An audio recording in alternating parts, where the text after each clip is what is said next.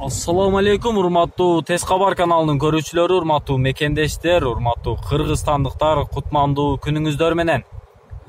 Бүгүн биз мына ушул өзүңүздөр көргөндөй эле Жапалактагы мектептен өткөндөн кийин светофордон Кеңеш жака бурулган жолдон түз барып, оң тараптагы Жапалактагы сатыла турган 6 сотық жер участкасы менен мансард тибинде салынган толук бүт элек сатыла турган үй боюнча таанышабыз. Андыктан биз менен бирге болуңуздар.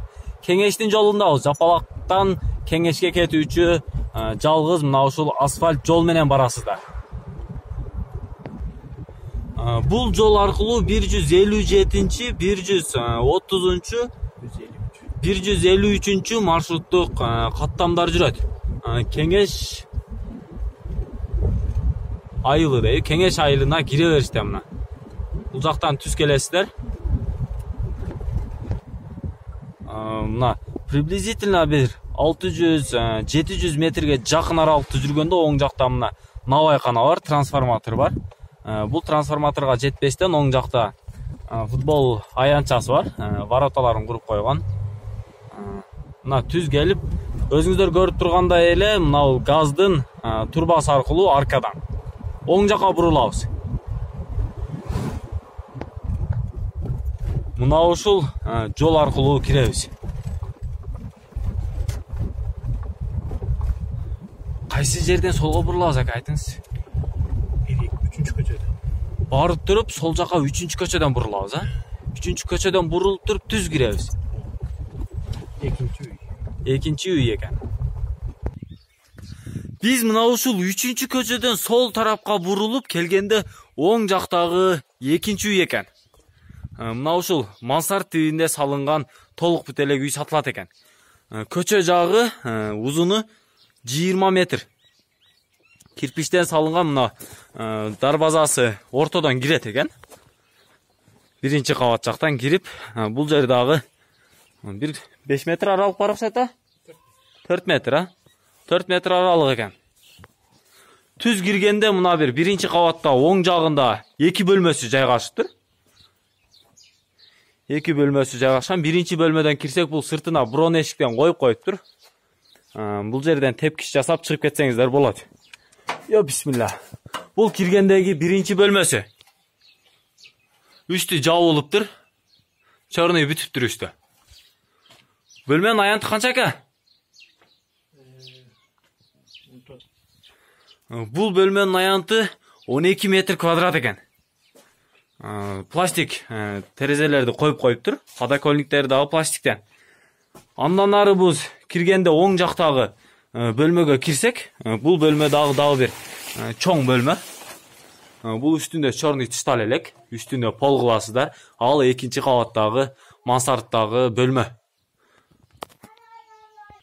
Бул бөлмөнүн аянты 15-16 метр квадрат чагат экен.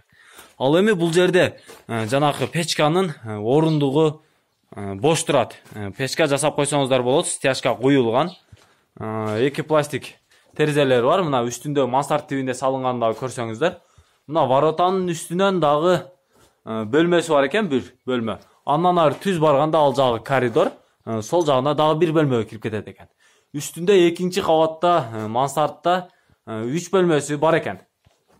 Мына бир бөлмөсү ушундай эле 15-16 метр квадрат аянтчада. Анда сыртка чыгып кийинки бөлмөлөр менен таанышабыз. Мына бул 2 бөлмө менен таанышып чыктык. Крышасын көрүп коюңуздар. Кызыл түстөгү тыныке менен жабылган. Өстүрмөйлөрү өзүңүздөр жасап аласыздар. Суу түтүкчөлөрүн коесуздар. Обделка иштерин жасап жашай берсеңиздер болот экен.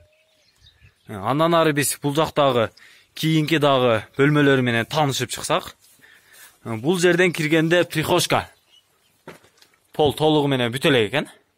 Прихожка. Бул бөлмө дагы 2-ге 6 метр окшойт. 2-ге 6 экен узуну турасы. Ал эми бул жерде лестницанын площадкасы бар экен. Бул жагы дагы 2-ге 2,5, 3 экен. 2-ге 3 экен. Площадка. Бул жерден площадка лестницаны куруп коесуздар. Үстүнө караңыздар, потологуну. Тол салынган ба? Тол салыныптыр да тыныкенин астынан. Өтө жакшы кылыпсыз экен. Толду салып коюптур тыныкенин астынан. Бул кийинки бөлмөгө прихожкадан киргендеги, коридордон киргендеги бөлмөгө кирсек, бул дагы фундаменти толо элек. Бул кийинки бөлмөсү. Канча метр квадрат аянты? 20 метр квадрат. 20 метр квадрат экен бул бөлмөнүн аянты. Ал эми эң акыркы бөлмөсү мына бул. Бул жактын эмеси тол элек, полу. Фундаменттин ичи толтур элек. Мына ушул бөлмөсү. Бул астында подвал бар экен мына ушул бөлмөдө. Канча метр квадрат экен аянты? 22 метр квадрат аянты. Бул бөлмөнүн аянты 22 метр квадрат экен. Мына асты стяжка болгон подвалдын үстүндөгү бөлмө. Подвал дагы 22 экен да? Подвал дагы 22 метр квадрат экен. Мына бул киргенде сол тараптагы дагы 2 бөлмөлүү үйдү, биринчи кабатыны дагы көрдүк үйдүн. Сол тараптагы 2 бөлмөсүн дагы көрүп чыктык. Лестницадан көтөрүлөт экенсиздер. Үстүндө 3 бөлмөсү бар экен, мансард тибинде. Андан ары биз бул жактагы жер участкасын дагы көрсөк, бул жака дагы фундаменттерди куюп, кухня, андан ары башка дагы көмүркана, отункана, башка душ, баня дегендердин фундаменттери турабы. Бул жака не пландаштыргансыз экен мына бул фундаменттерге? Фундаменттерге бир кухня болот, бир сөрү болот. Бул жер сөрү, бул жагы кухня. Наркы баня. Наркысы баня, дагы бирөөсү. Айбан. Бул жагы сарай болот экен, бул жагы сарай экен. Бул чектин чети ушул жер да фундаменттен. Ушул фундамент менен чек экен. Бул жагы дагы фундаменттен барасыздар, фундаменттин бүтүшүнө чейин. Андан ары бул жагы үйдүн бүтүшүнө чейин. Мына ушундай огражденияда курулуштарды жасасаңыздар болот экен. Бардыгынын фундаменттери курулган. Бул жагы узуну 20 метр, турасы 30 метр болгон 6 сотук жер участкасында мына ушул мансард тибиндеги толук бүтө элек үй курулган. Эми ака, бул жерде суу маселеси кандай?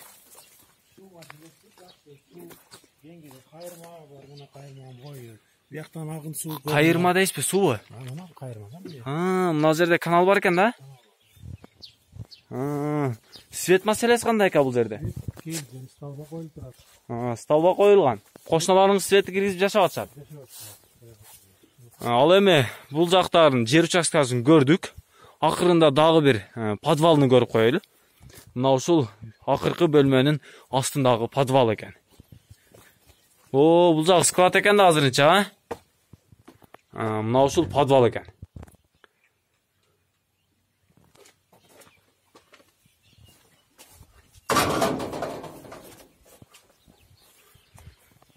Бул жак кошунан жактан тосула элек эч кандай бир. Кошуна жак тосула элек экен.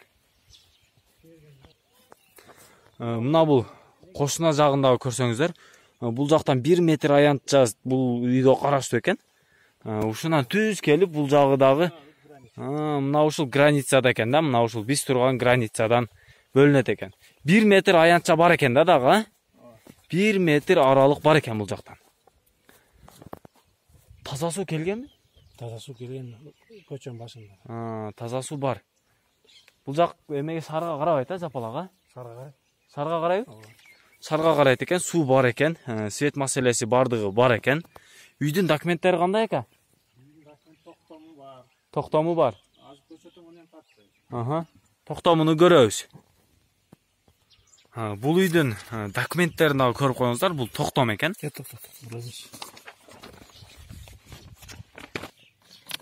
Мына ушул токтом, ушул үйдүн токтому.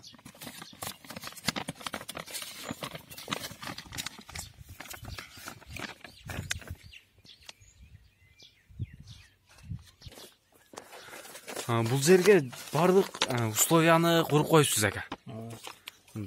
Жер жакшы экен бул жерде жашагандар. Дарак бардык жагында дарактар бар экен. Көптөн бери кошуналарыңыз көптөн бери жашайбы? Быйыл көчүп кетишти. Жаныңыздагы кошуналар быйыл көчүп келишти. 6 сотук жер участка мансард тибинде салынган толук бүтө элек үй экен бул. Кызыл түстөгү тыныке менен жаапсыз. Тыныкенин астынан толду таштапсыз, Толду таштапсыз. Бул столбадан эле светти тартып киргизип алат экен да, ооба. Түп-түз эле столбадан киргизип алат экен. Баасын канча деп атасыз? Баасын $30,000 деп атат. $30,000. Кем бар кишине? Кам бар. Кичине. Кишине кеми бар дейт. Не себептен сатайын деп атасыз экен муну? Акча керек. Акчага керек экен. Ээсинин телефон номерлерини жазып калыңыздар. 0779 менен 10 26 56, 0556 менен 50 54 20 телефон номерлерине чалып байланышсаңыздар болот. Биринчи телефон номерде 0779 менен 10 26 56 номеринде WhatsApp'тагы иштейт. Мына ушул чыгарылышты көрүп бүткөн болсоңуздар, мына ушул үй сиздерге жаккан болсо, ээсине чалып байланышып сатып алыңыздар туугандар.